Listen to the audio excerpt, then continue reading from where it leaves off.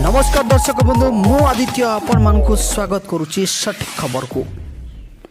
आलिंगन करी महिला प्रत्येक वर्ष आय करुछंती 28 लाख टंका। एपरी कथा हुए तो आपण को आश्चर्य लागुथिबो, किंतु रॉबिनस्टेन एमिति काम करुछंती।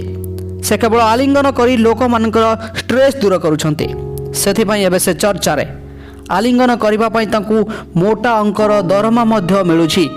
कन्सास सहर में रोथबा रॉबिनस्टेन प्रत्येक वर्ष $40,000 माने भारतीय मुद्रा रे प्राय 28 लाख टंका आय करि पारुछंती।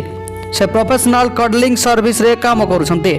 तांकु क्लाइंट माने कडलिस्ट नामक वेबसाइट रे जोगाजोग करिथांती।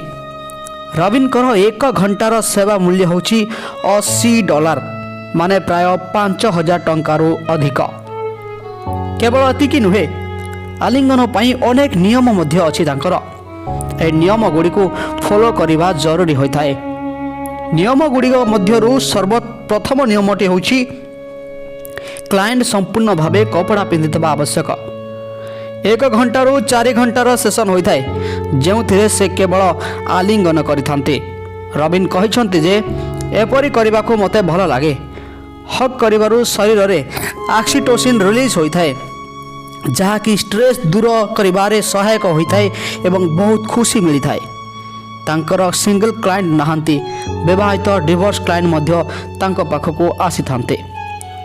से आलिंगन करी क्लाइंट्स को समस्या तथा चिंता बुझिबा को चेष्टा करिथांती एवं जानिबा को चेष्टा करिथांती कि आगको से जीवन रे कोन करिबा को चाहुछंती।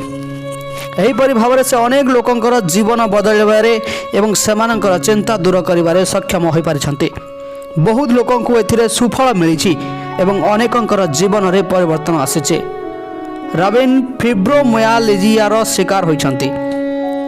एपरि से आलिंगन करी निजर मध्य जंत्रणा एवं स्ट्रेस कम करुछंती।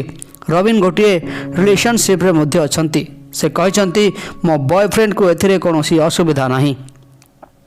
तांको जणा जे से कोनोसी भूल काम करू नाहंती। तबे ए थिला आजिर सठिक खबर रे एक अद्भुत न्यूज।